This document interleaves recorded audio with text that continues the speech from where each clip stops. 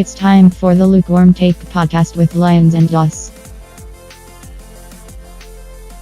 All right, so welcome to Lukewarm Takes with Lyons and Doss. It's our inaugural episode. So we thought we were going to be talking today. It's Saturday, June 10th. We thought we were going to be talking today about the Golden State Warriors winning the NBA championship. But that wasn't the case. Not quite. Cleveland smoked them last night. What were the keys, Brad, do you think, in Cleveland winning last night? I think one of the biggest keys was LeBron didn't want to get swept to Golden State. Yeah. I mean, they kind of beat them at their own game, putting up 49 in the first quarter, the run and gun style. I mean, Golden State, I think, they'll put up 33 in the first quarter, which is generally, you're still on pace for 120, and they were down 17 after the first quarter. So, I mean, somehow they managed to keep the pace up, which I thought was a big deal. Yeah. I think that's a mistake. I still think it's a mistake. Even though it worked last night, I think Cleveland is better when they slow it down and force Golden State to play that sort of game. Yeah. Their coach, Cleveland's coach, was saying, we're not going to do that. And I kind of agree with you. I feel like it would be better to slow it down and get them out of their momentum. But it did work last night. What I was thinking is Game 3, Cleveland should have won Game 3. We should be looking at a 2-2 series. Seriously. It should be 2-2. So, I mean, I don't know. Maybe it is working. And we're not. I don't know, though. And they did. There were moments in Game 2 even, especially in the first half, where Cleveland looked like the better team. They were shooting the ball better. LeBron has been LeBron all series. I mean, he has not taken a night off. Kyrie's only had really one bad game. So, I mean, Cleveland's done some nice things running and gunning, but I still think to beat Golden State, you've got to bang them and you've got to slow things down. And you got to play kind of like the Spurs used to when they had Tim Duncan.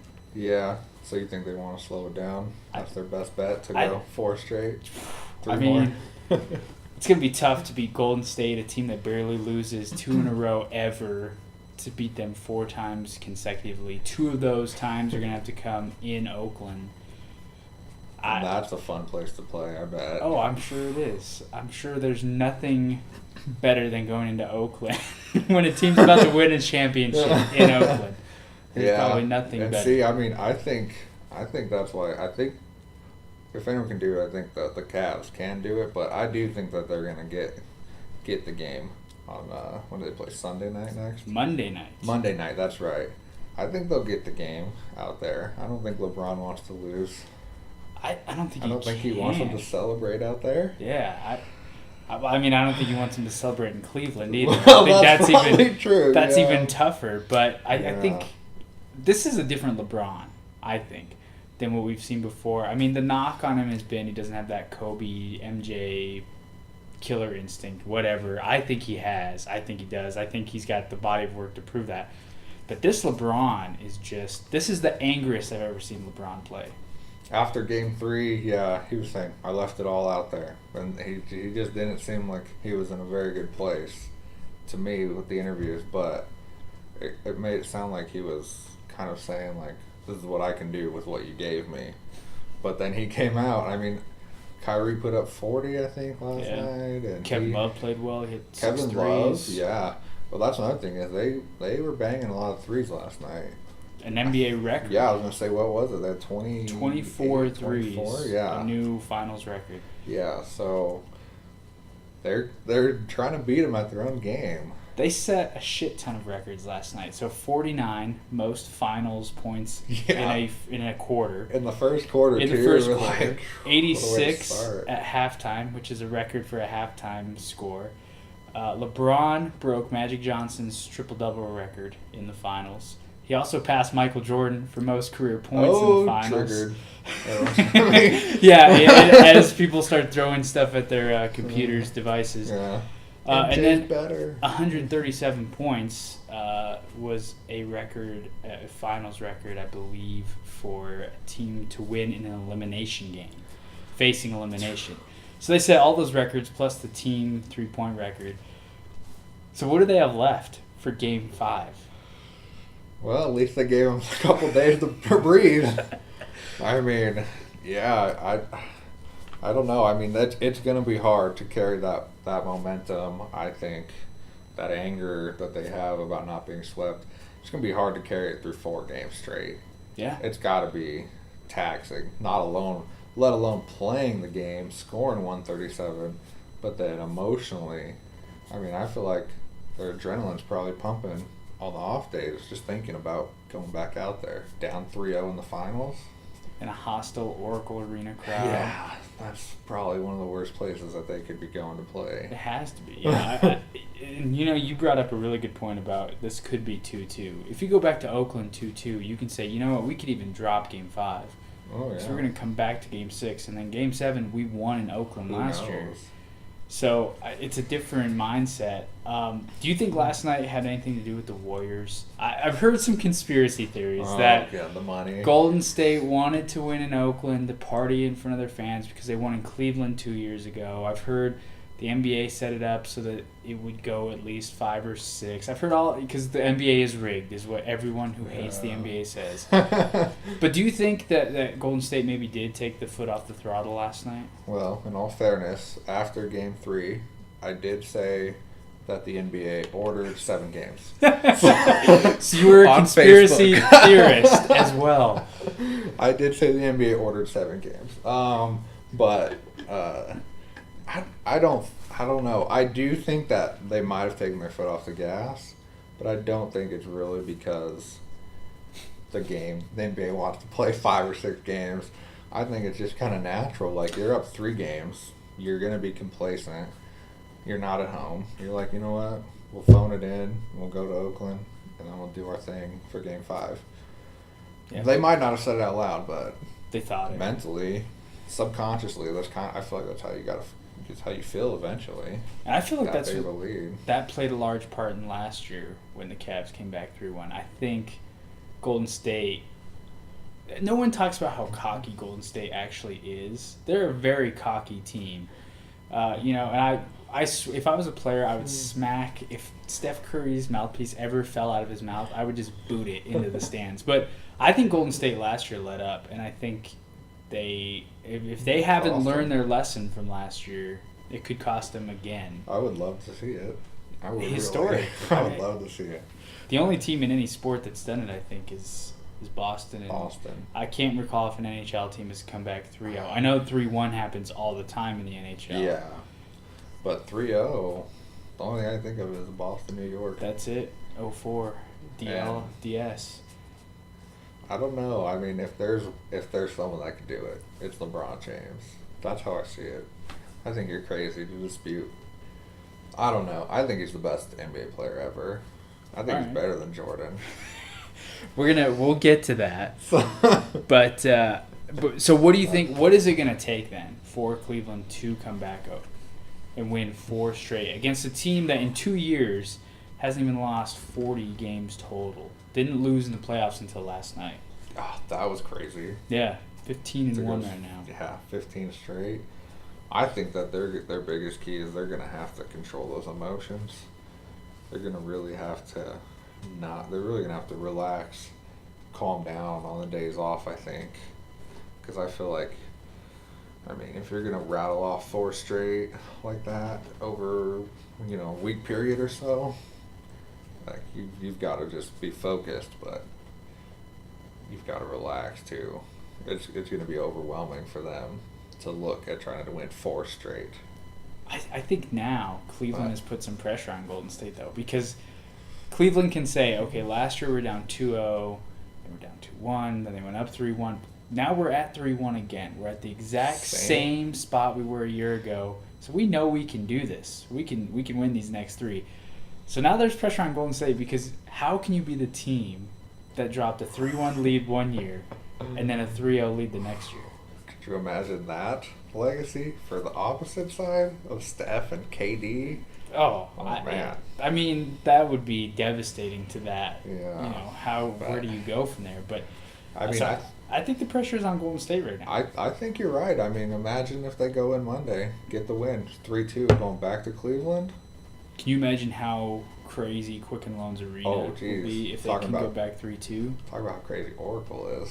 Yeah. Wait till you go to tie it 3-3 on to Game 7 at Quickens, yeah. Yeah. I mean, I'd love to see it. I don't want basketball to end yet. I feel like we've been cheated out of a postseason, so I want the finals to be good. We've been cheated out of a season. I mean, it's true. Yeah. I don't know about you, but I pretty much assumed it was going to be Cleveland, Golden State again. Yeah, I mean, even when Cleveland started playing kind of poorly late in the year, I thought that they still had enough to get past Boston and Toronto. Yeah. I didn't think that was ever a question. I didn't think that they were going to win. I've said that Golden State's going to win pretty much since KD signed up to join the squad, but man, what a punk! I wouldn't call him a punk. Maybe just a cupcake. Jeez, yeah. So, let's talk about legacy. You brought it up. Let's say LeBron does the unimaginable. Let's say they come back 4 games, win the series in 7. We hear this talk all the time. LeBron versus MJ, LeBron versus Magic, whatever. What would this actually do for his legacy? Well, I don't know. I think that if he did it, that would be crazy. Like, I feel like that would have to cement him over MJ. I think. But, that being said, I'm sure 1,000 other people will tell me how Kyrie Irving led the team or something, there's so many LeBron haters for some reason. But I don't know how you can dispute it. I mean, what is it? If he wins another one, he'll be 4. Be 4-3. So now he'll have a winning record in the finals. Finally, because he got off to a rough start. Yeah. Have a winning record in the finals. His last 2 finals, if he does win it, would be in crazy fashion. Yeah. I mean, he didn't have the support like Kobe did or MJ. Like, Shaquille O'Neal's, I don't know why everyone thinks Kobe's so great too. Like, Shaquille O'Neal was an amazing player. You ever look at Shaq's numbers, what he was averaging those years? Like, Shaq was the best player in the league those years because MJ had just left, and Shaq was the most dominant scorer, rebounder, defender. I mean, yeah, you're absolutely right. So, I mean, I don't know. That's what I'm thinking for the legacy. I don't know. I'm a huge Michael Jordan fan. I grew up on Jordan. I've got Jordan shoes still. I love Michael Jordan.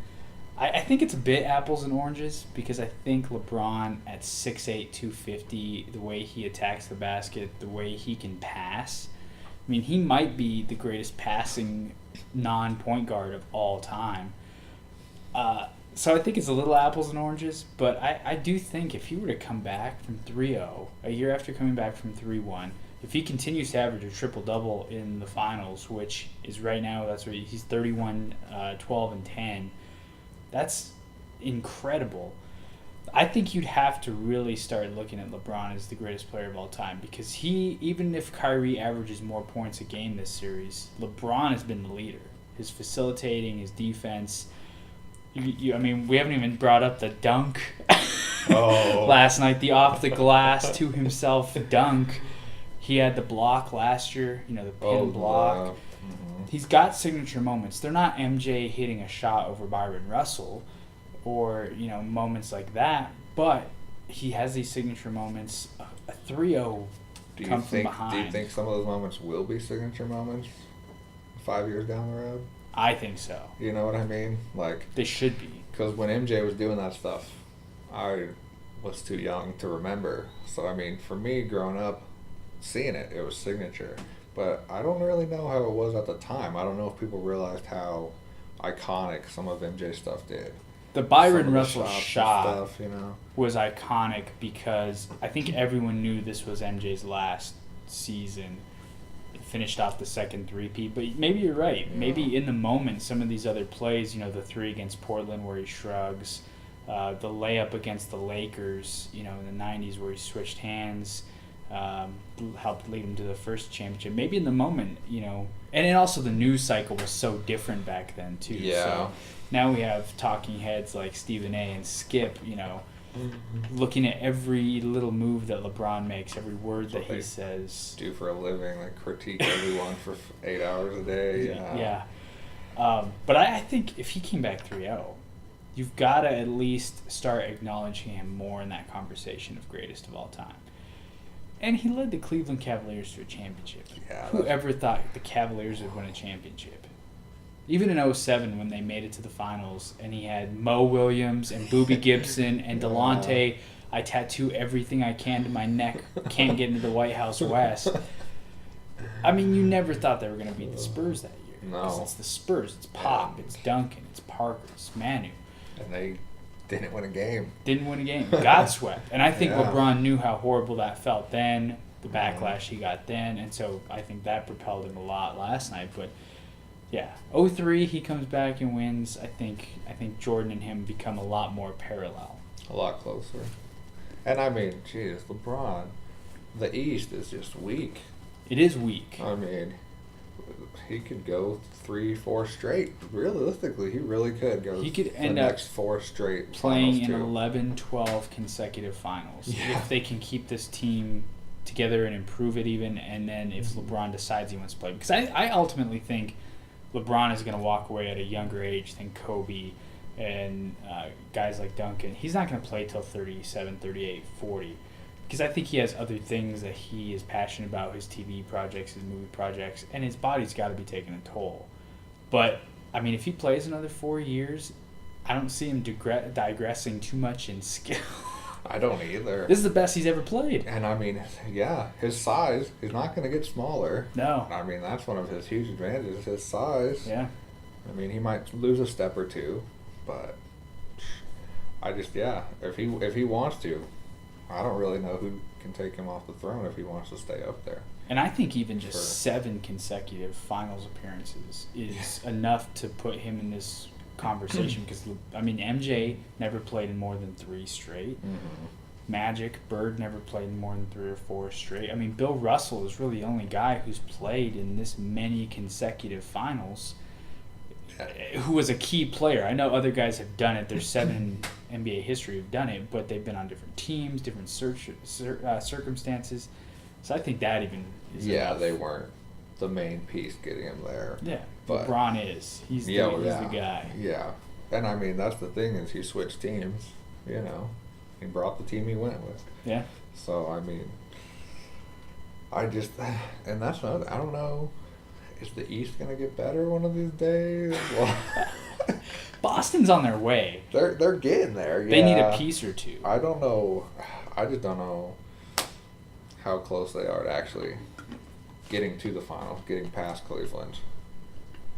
3 years, maybe. Maybe. You know. And I don't think a Markelle Fultz, Lonzo Ball type is going to push them over the edge. I don't either. Maybe Not a Kevin enough. Durant type, a Russell Westbrook Yeah. type, James Harden type, but none of those guys are going to go They're not going anywhere. to Boston. No. And yeah. So I don't know. I don't know who's gonna take them off there. So keeping with legacy, let's flip it now. Let's say Golden State blows another lead. Let's say KD blows another lead because he would have Oh. he'd have 1-0 in the finals way back when LeBron won his first against OKC. He'd have the 3-1 lead against the Warriors last year in the conference finals, then a 3-0.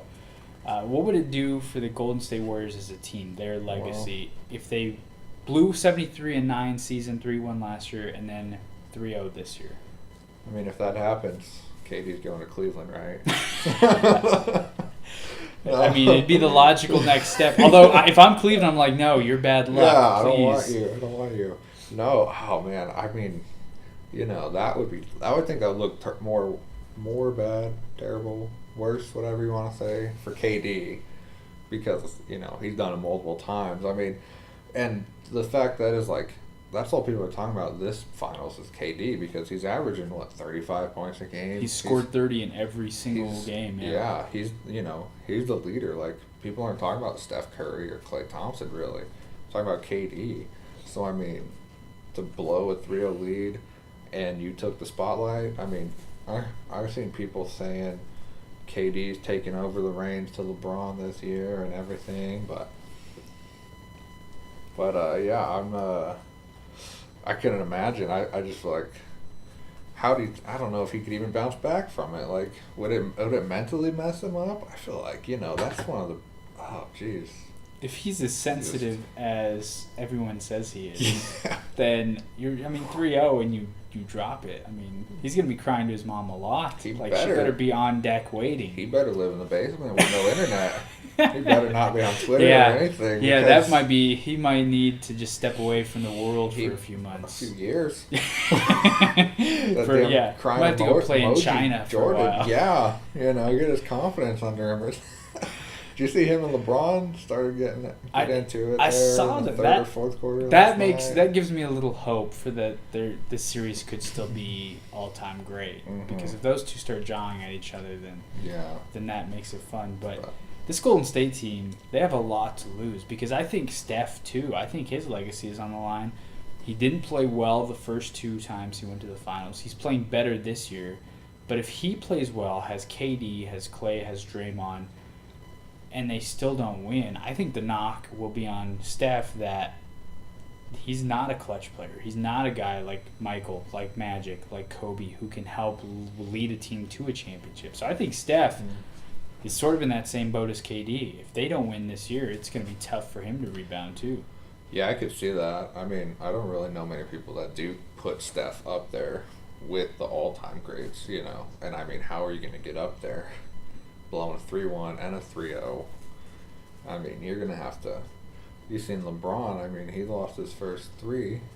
And, I mean, people are giving him so much heat. He got to go out and win a bunch, get to a bunch, and people still give him heat. I mean, how much would Curry and Durant have to do to erase their legacy for the last 2 years if they do lose?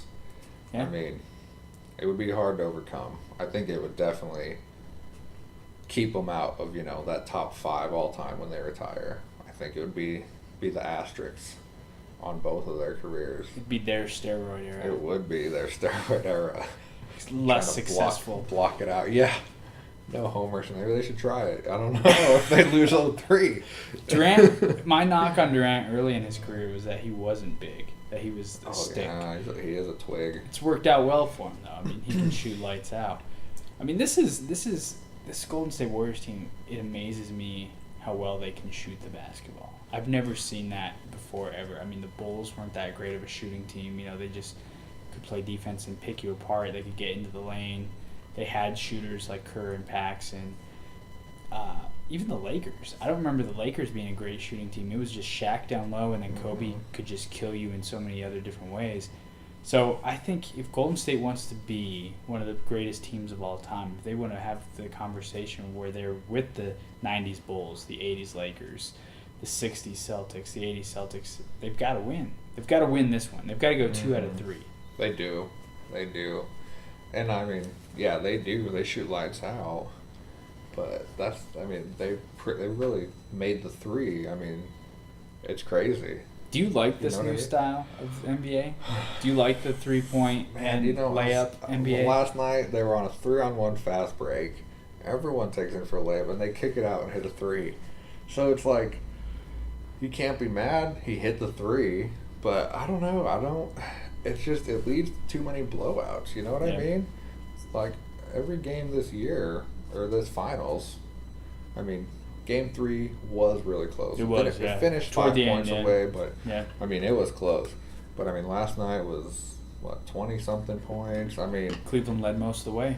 Yeah, and I mean, I just feel like it makes the games almost too lopsided because one team gets just hot and they just keep banging those 3s down, and it's that's one good thing though. Golden State can go on some crazy runs. Yeah.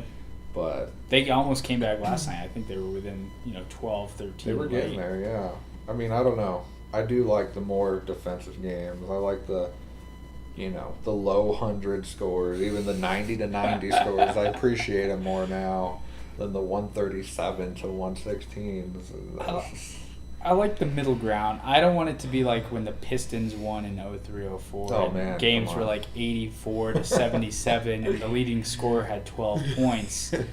But I think 137 to 12 it's crazy for an NBA Finals, and where the defense looks like an all-star game defense. The fact that a guy threw the ball off the glass and dunked it. I mean, it is LeBron, probably the greatest in-game dunker of all time, but the fact that happened in a finals game is ludicrous to me. I mean, I know Zaza Pachulia is not about to stand in there and take the charge. His name is Zaza after all.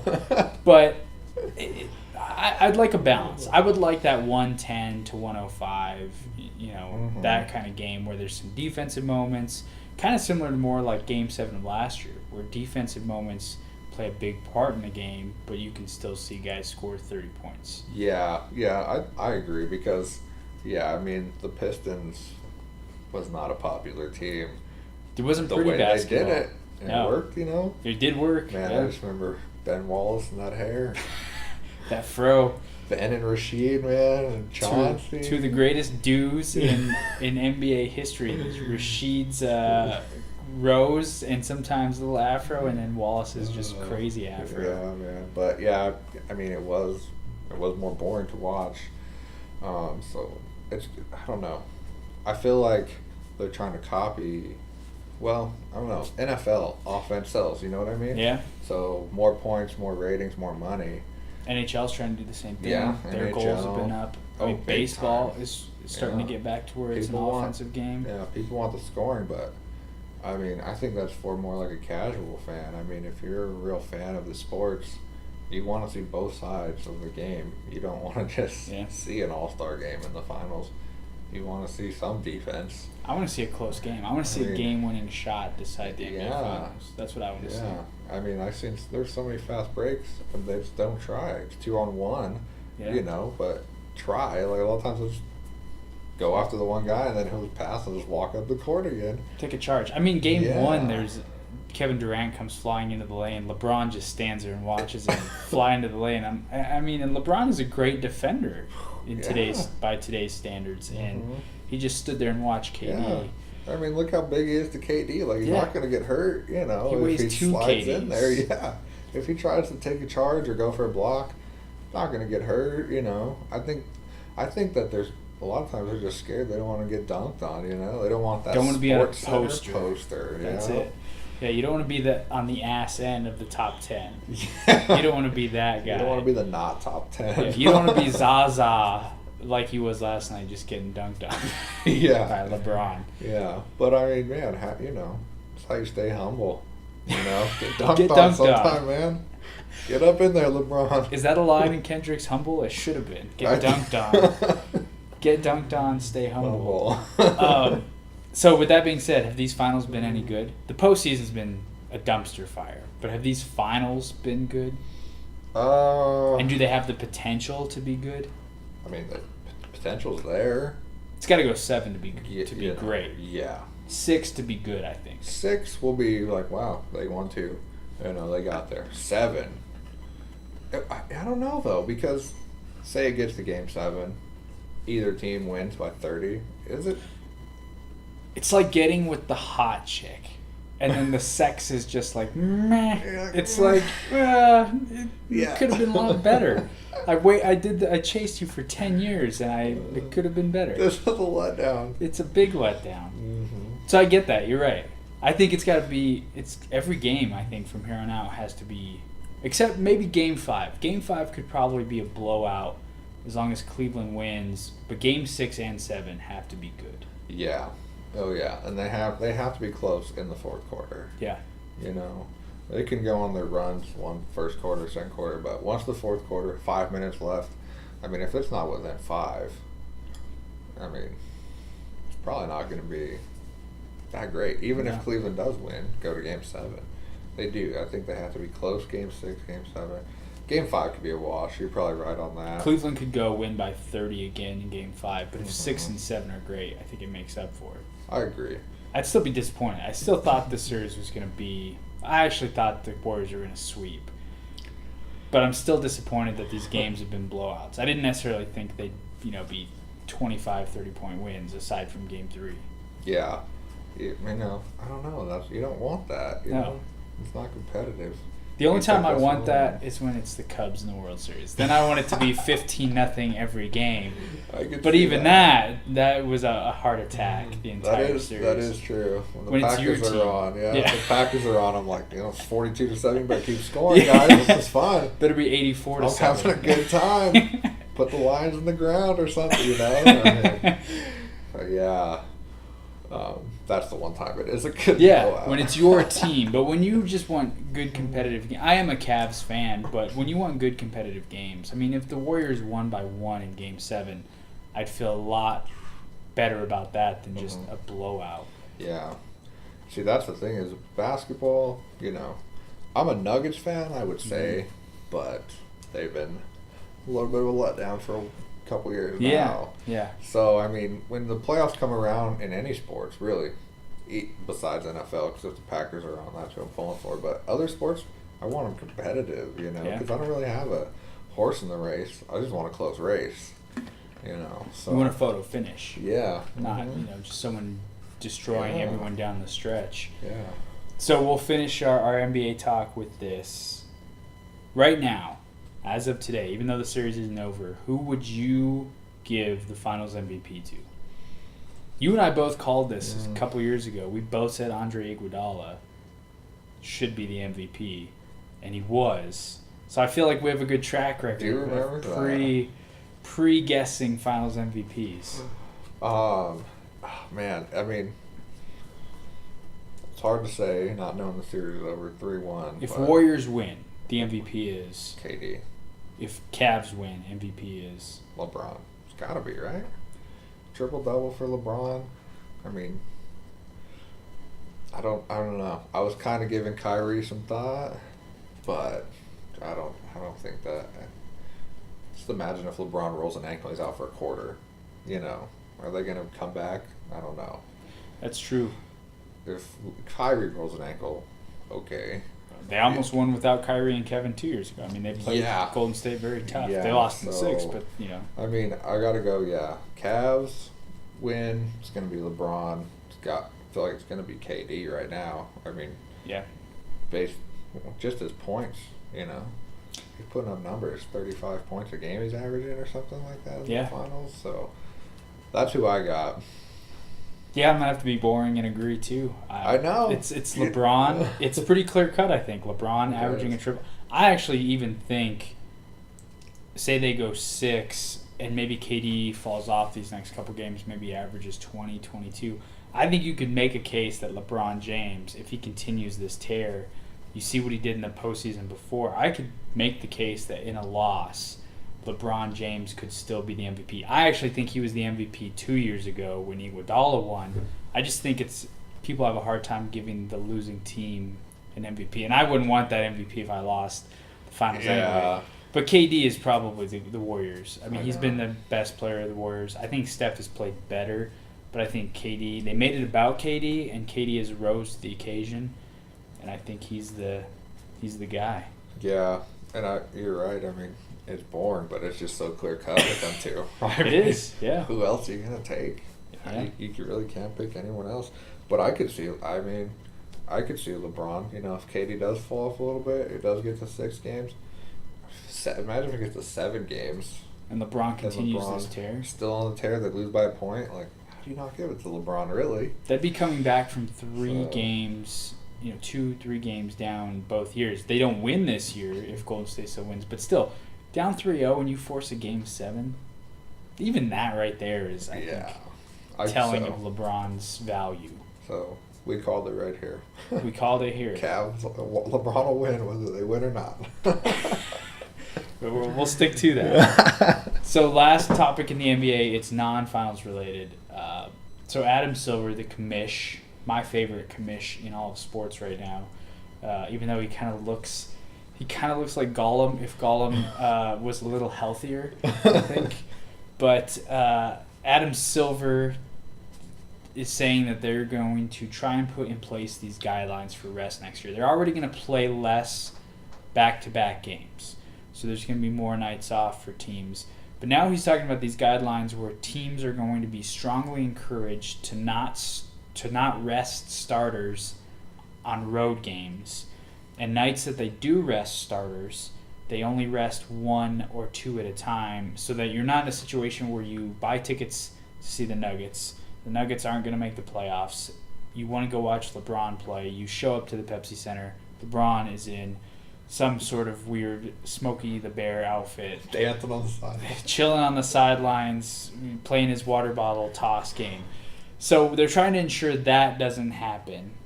What do you make of the NBA taking these kind of steps to doing this sort of thing? I get the reasoning. I mean, it makes sense, you know. You're right. I would want to watch LeBron play, but I don't know how you can enforce it. I mean, like we were saying before, like, is it start him for a minute and then rest him for 47? Or is there like a minute guidelines?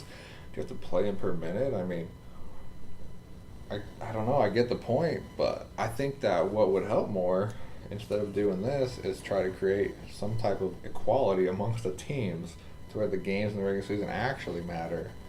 I mean, I guess it's going to be hard to get away when you're playing a really bad team, but I mean, if you're fighting for first seed and you're 2 games ahead, you know, you might not want to risk resting players and losing a game to a team you should have beat. So I kind of think I get the logic. I don't know how it would be implemented very well, but I think they should do something to try to make the teams more equal. That's an interesting point. I think the players will govern themselves when it comes to minutes, because I think these guys will claim they don't care what they average per game, their averages. But if you only play a minute and you score 2 points, your average is going to drop significantly lower because that game counts for your record. Whereas if you get a DNP, because you know your coach decides to hold you out, it doesn't affect your numbers. So I think that would kind of maybe shore up that loophole a little bit, unless there is a guy out there who says, I really don't care if I average 25 a game. I want a night, rest. I'll play a minute, head to the bench. But that is interesting. I think so. How do you govern making teams more equal? How do you tell a team you can't sign KD? I mean, when David Stern was around, it was, hey, Chris Paul, you can't go play for the Lakers. You got to go to the Clippers instead. Yeah, it's close enough, all right? It's a compromise for you, Chris. It's Los Angeles. yeah. Instead of Kobe, you can go. Yeah. I mean, it worked out better for Chris Paul. Yeah. But who's to say Chris Paul and Kobe and Dwight didn't win a title? Yeah. But yeah, I mean, I don't know how you police. It's like going back to the 90s and saying the Yankees couldn't have that payroll and buy. I don't say they buy their championships, but most people do.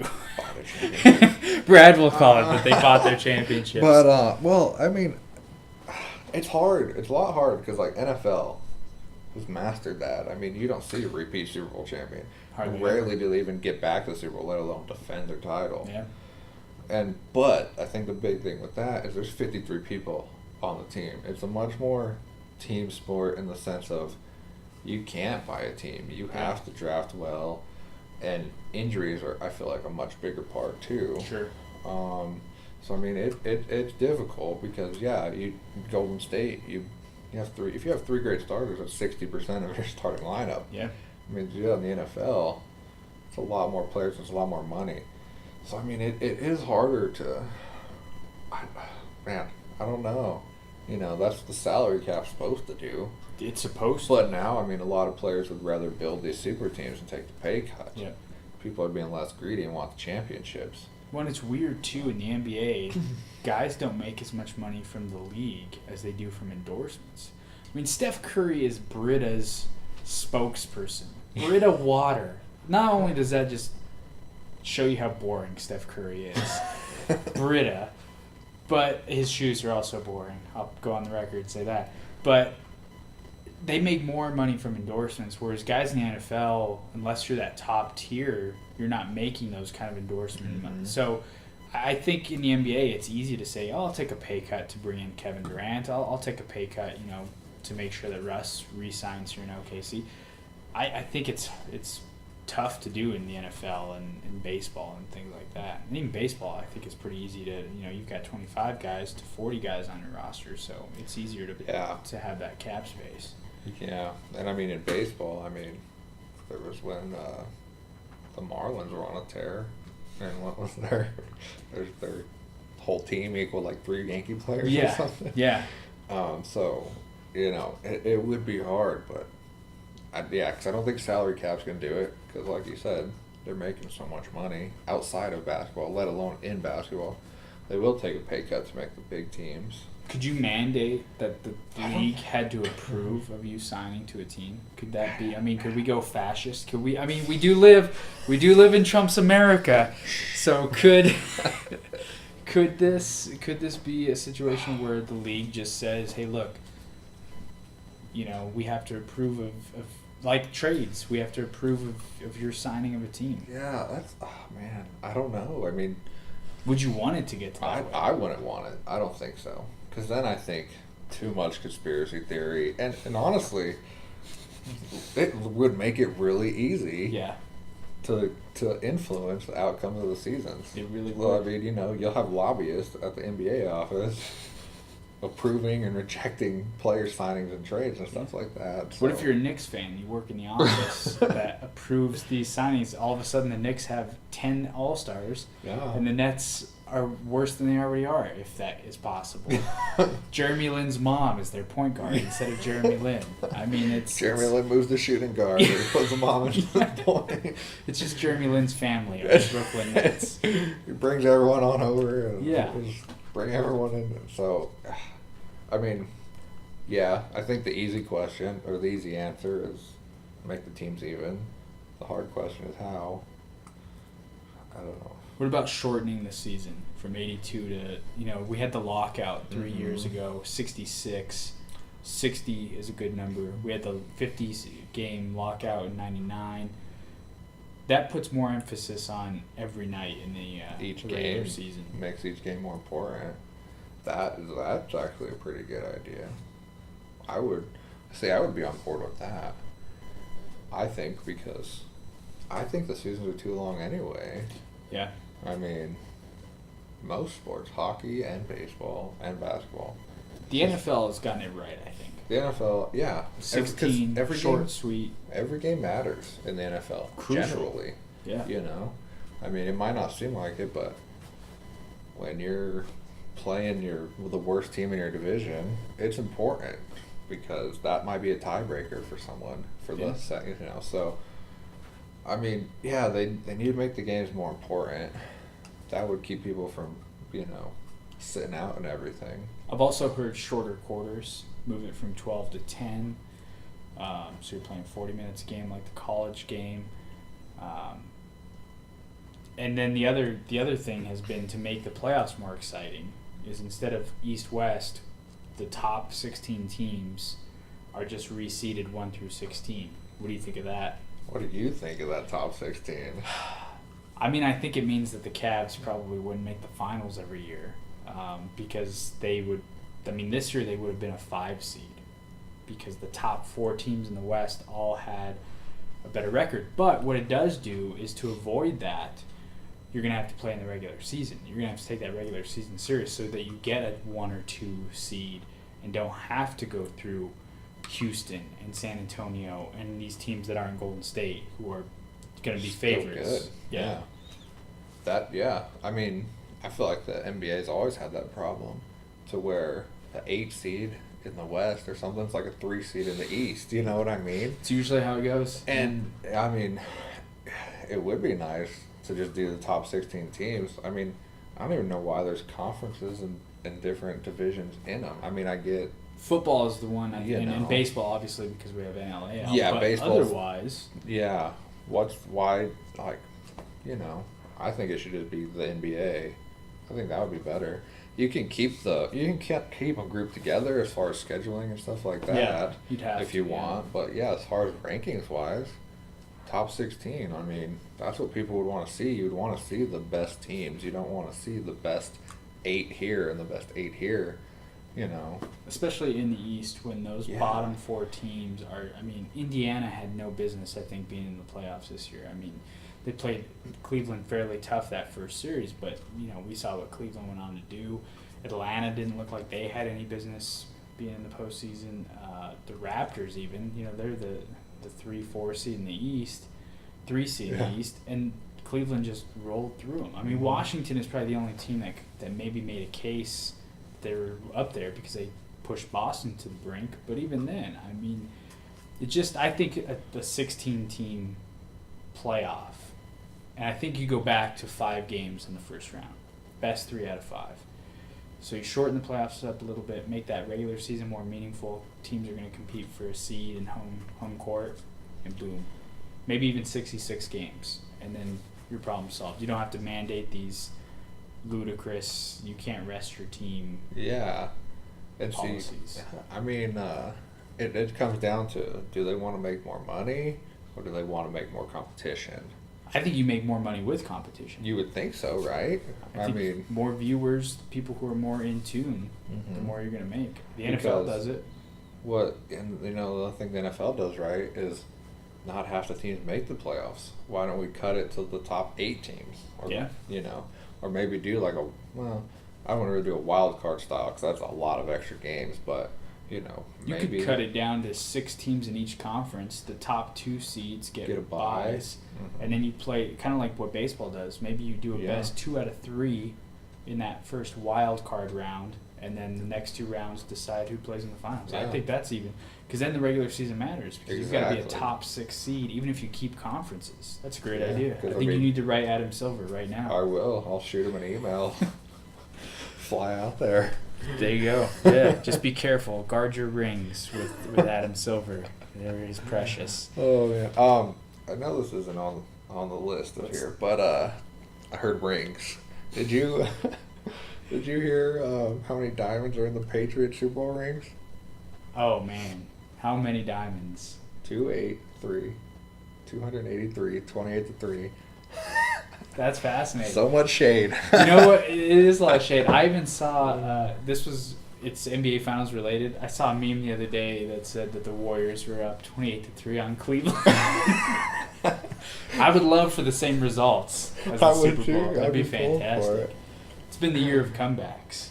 Yeah. Which will lead into our very in-depth NHL talk that we're about to have, because Brad and I, we both like hockey, but we're not hockey fanatics. We don't know it as well as the other sports. So we're going to keep it pretty basic. Pens are up 3-2 right now. Pens have won 2 of the last 3. They're looking for back-to-back. First team since the 97-98 Red Wings to do that. Predators, though, great story. Tennessee has never won a professional sports championship. So do you find yourself rooting for the Pens or the Preds? I'm going Smashville. Are you going? I think so. I was leaning Pittsburgh earlier, but it would be nice to get a championship, It's like an underdog story. I feel like it's the right time. The Cubs, the Cavs. I think it's time for them to get... It's time for Nashville to win. They do, yeah. I mean, I think it's like the 4th longest drought in professional sports history. Tennessee Titans came the closest. They played in the Super Bowl, lost this to the greatest show on turf. A yard away. By a yard, yeah. Aaron McNair was their quarterback. And I actually rooted for Tennessee that year, which is weird looking back because I love the Rams. That was the year with the kick return, right? Yeah. Frank Wycheck. Yeah. What did they call that play? They call it play something. Oh, yeah. He threw it back on that kick return. Yeah, when it was actually a forward pass. Yeah. Whoops. So. I'm a Blackhawks fan. So when the Blackhawks got swept by the Predators, I was pretty pissed. But I'm a big PK Subban fan. But I find myself pulling for Sid the Kid and Evgeny Malkin. I think Crosby is probably the best we've had since the Great One. And I think this sort of cements that. I think this puts him in that upper echelon. And so I find myself kind of oddly now where they're in the driver's seat, 3-2. I really don't have a dog in the fight, though. Yeah. But I kind of want Pittsburgh to pull it off. Plus, the Penguins. It's one of the greatest mascots in sports history. I really have no other analysis for what's going on in the series. One thing that I do know about the series is that every game has been a blowout, essentially. Yeah, 6-0 Game 5. I saw that, in hockey. Yeah. Yeah. Well, I mean, there was a 4-1, a 5-1 game too. So I mean, I'm kind of curious. It'd be fun to see a game 7. I think It would be. that would make it more interesting. Game 7s are better.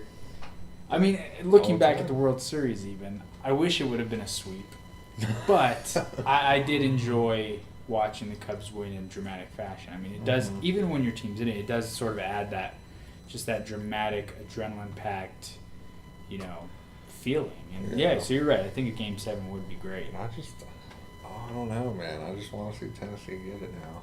Tennessee. So now we'll go to your neck of the woods. We'll talk about MMA. Okay. Well, we've got a few minutes. We can get this in. Then we're gonna wrap up with some soccer, which no one ever Everyone's talks about turning off. soccer. Yeah. So Max, the blessed Holloway, undisputed featherweight champion of the world, beat Jose Aldo. So what is next for the blessed? I mean, to beat Jose Aldo in the way he did was pretty amazing. People think he's a hero now out there. He's like the Conor McGregor Of Hawaii. Yeah. Yeah. So, I mean, when I was looking at the rankings, I want to see him fight Cub Swanson. I just think that'd be a better fight Then Frankie Edgar. than Frankie Edgar, which yeah. is what everyone is saying is probably It's going to probably happen. what's going to happen, but I don't know. I'm just not a very big Frankie Edgar fan. I don't know. I mean, I just love to see Cub Swanson and Max Holloway just stand there and bang. Because that's what they do. I mean, those are the exciting fights. I can appreciate a good jiu-jitsu fighter or something. Or a good wrestler like DC Cormier. It is fun to watch them, the way they work on the ground. But I think some people are just more content with getting them to the ground and then just sitting them on them for 4 or 5 minutes and winning Just the riding round. it out. And I just feel like if Edgar and Holloway go up against each other, that's what he's going to try to do. Because he's not going to stand with Holloway, Yeah. I don't think. Do you think Edgar would have a chance against Holloway at this point? I think he might be able to win. Well, At his I own mean, game? that's about the. Yeah, I mean, I just don't. He's not going to stand with Holloway and bang. There's no way he can knock out Holloway. And there's no way we get Conor McGregor Holloway ever, right? I mean, no, I don't know. I doubt it. It's not a big enough draw. even if what I mean? Holloway keeps winning and there's a title Yeah. shot in, say, a year or two. I mean, I guess it depends on if the UFC wants to build up Holloway. I feel like that's a big thing now. Is the UFC just picks and chooses who they want to market. Which kind of sucks. It does, because Mighty Mouse is about ready to break the record for most title defenses, and he just got into he's in a big old altercation with Dana White right now about not promoting him. Dana threatened to delete the whole division. But Max Holloway is clear cut the top of that division, I think. So that's why I want to see Cub Swanson to fight him, because Cub Swanson's on a tear right now, and it would just be a good stand-up fight. It wouldn't be Frankie Edgar shooting for a takedown every 2 minutes. Who would you give the edge to, Cub or Holloway? I say Holloway still. I think Holloway will still win, but Cub Swanson has the chance to catch you and put you out. You know what I mean? So at least you have that aspect. I like to see two featherweights bang, because it's not necessarily knockout power, Yeah. but man, their endurance is so. They could do that for 5 rounds. Yeah. It could be a good, slobber knocker for 5 rounds, and still be a decision, and be a great fight. Yeah. You don't get that very often. You don't, yeah. Well, yeah, with the heavyweights, light heavyweights, because you get hit, you're going to go to sleep if they catch you good. Especially if it's, With- John Jones or Cormier or some Yeah. some of those big boys, big hitters. Yeah, ask the guy Stipe's been knocking out for the heavyweight, I mean, Stipe knocked out Verdum backpedaling. He was backpedaling away from him and caught him Yeah. and knocked him out cold in Brazil. So, it is fun to watch the smaller guys Yeah. go out there and just stand up. I mean, I can't remember. It was last year on a card, and Max Holloway was fighting, and he was winning the whole fight. 10 seconds left, and he just points to the ground, and they just stood there and threw for 10 seconds. No regard for dodging punches, just see if someone could knock someone out. And ever since I've seen that, I've been such a big Max Holloway fan, bro. So I'm so excited that he has the belt now. Those Hawaiians are tough. Yeah. They are tough. Ooh, yeah. Man, Jose Aldo, though, or Jose Aldo, it's kind of a bummer for him. I mean, he goes in, he's on this tear, he hasn't lost in a decade, gets knocked down 13 seconds, comes back, he looks great in his comeback fight, almost a little too great, a little too cut for, you know, accusations flying. He looked a lot softer this last fight against Holloway, and then he went out again, so I'm kind of curious to see if Aldo is going to come back. He said he's going to come back and fight, but, I mean, he's young still. It's just crazy because he started so young. I think he's only 30. Yeah. So, I mean, technically, you know, a lot of times your fighting prime's 32, 30-ish, so.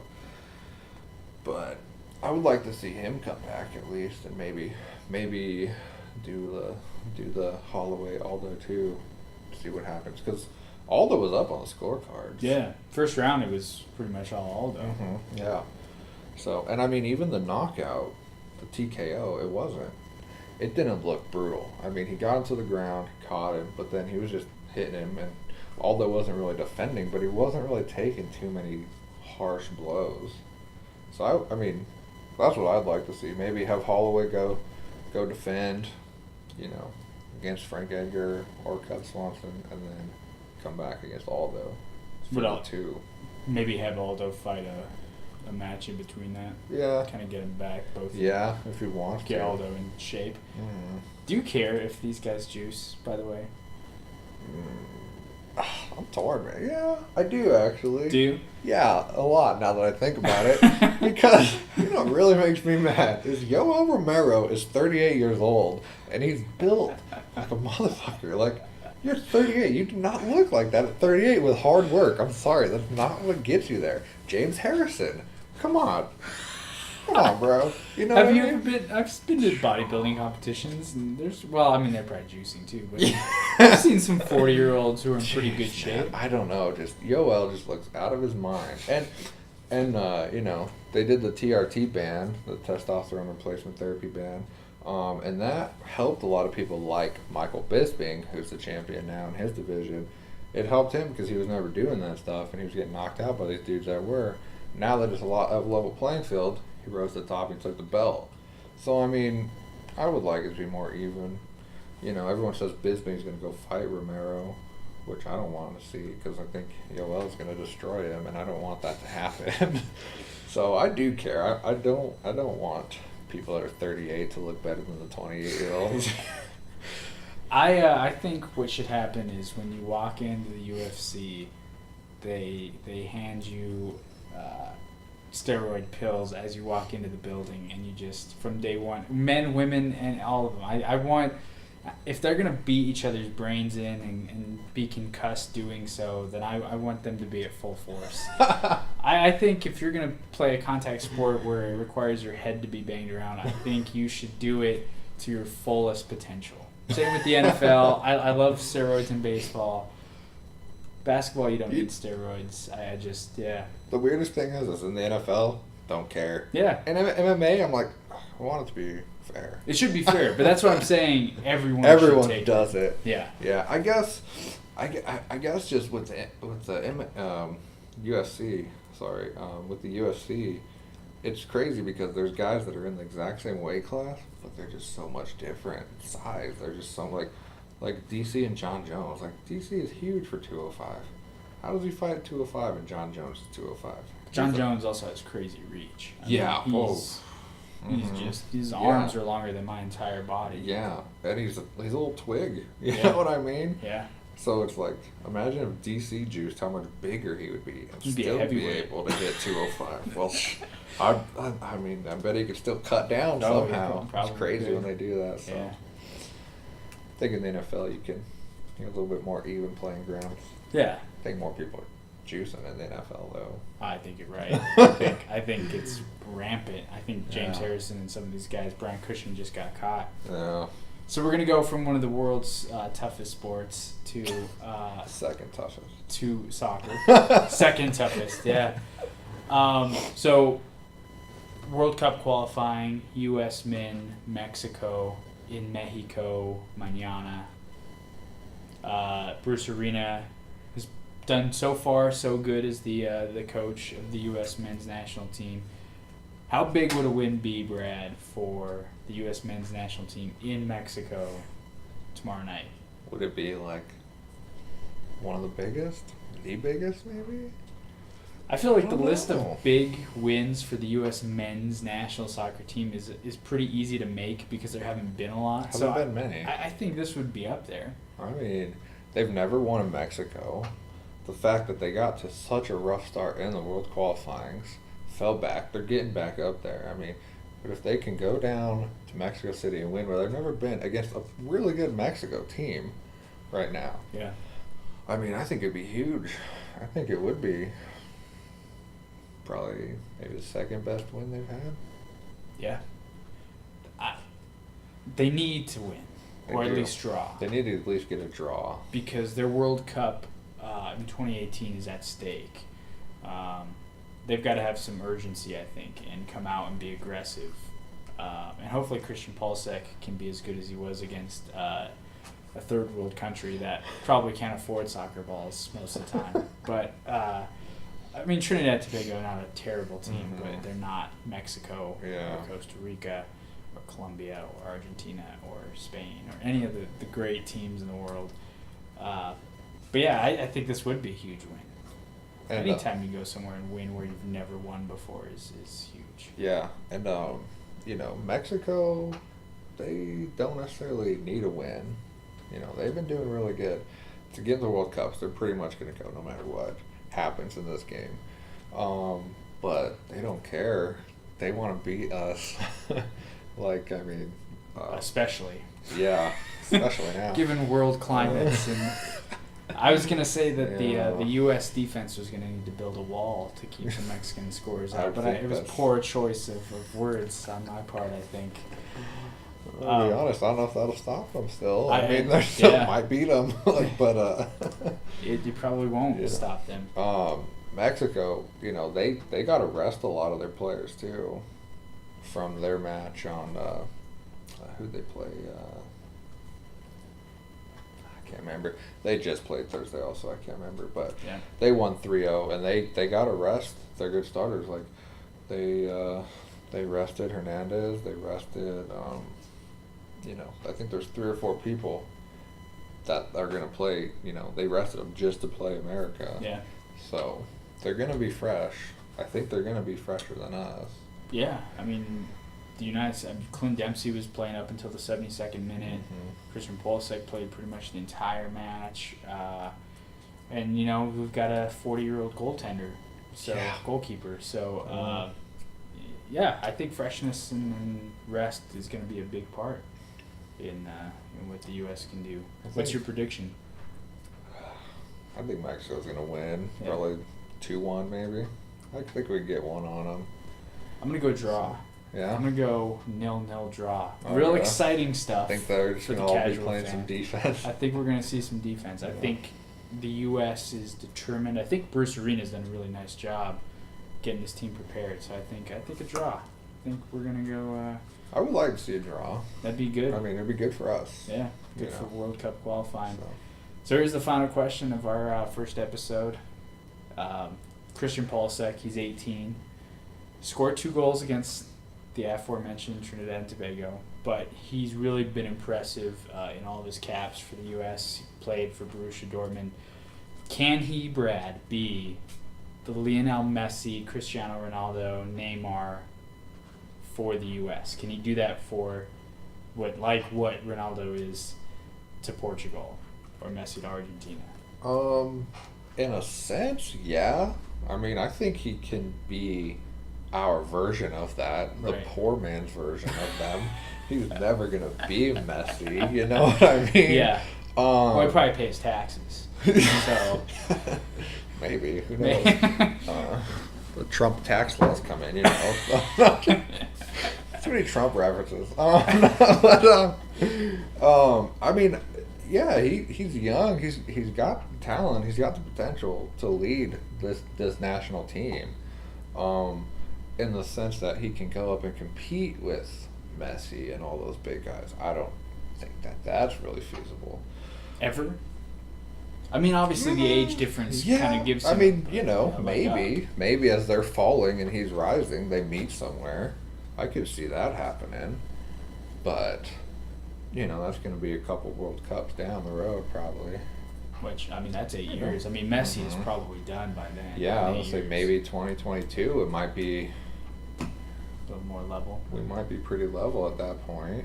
I think the biggest thing that Pulisic could do for U.S. soccer is just get other people excited about U.S. soccer. Is he could be a star that guys say, oh, I want to be like Christian Pulisic. Because I don't think we've ever... I mean, we've had Clint Dempsey's and Landon Donovans, but we don't have the quote-unquote Michael Jordan of soccer. And if Pulisic could do that, I think that'd be huge. I mean, the women had it with Mia Hamm. If we could have that with him, with the men, I think it would just boost the program in itself. Yeah, and I mean, that's the problem with U.S. soccer versus everyone else's. In Spain, like, these kids are playing soccer when they're walking. They're playing soccer their entire life. Whereas here, a lot of times, kids will play, like, soccer for fun when they're 5, 6 years old, then fall out of it, you know? I mean, the first time that you have serious soccer is, like, probably high school. In a lot of places, it is. I mean, so, club is starting to rise, but yeah, you're right. High school, for a lot of kids, especially here where we're at, that's your first competitive taste of soccer. Yeah, and I mean, even Pueblo is a fairly big soccer town. Yeah. And still, you know, they're still getting 10 years leads on our kids that are bringing up. So if we ever do want to compete legitimately for, like, a World Cup title, we've got to have someone like the Michael Jordan of our soccer to get people involved, to make kids want to be that guy and be playing their whole life. You know, someone passionate. I just hope Christian Pulisic isn't the Kevin Durant of soccer and decide that he's going to take his Slovenian heritage and go play for that national team. Yeah, that would be a real bummer. Yeah, hopefully he's not a cupcake. Hopefully. Well, that's going to do it for our first episode of Lukewarm Takes with Lyons and Doss. I'm Luke Lyons. I'm Brad Doss. Until next time, we'll keep our eye on the finals and be back next week, probably talking about the Golden State Warriors winning a championship. We'll see. That's just me being a Debbie Downer.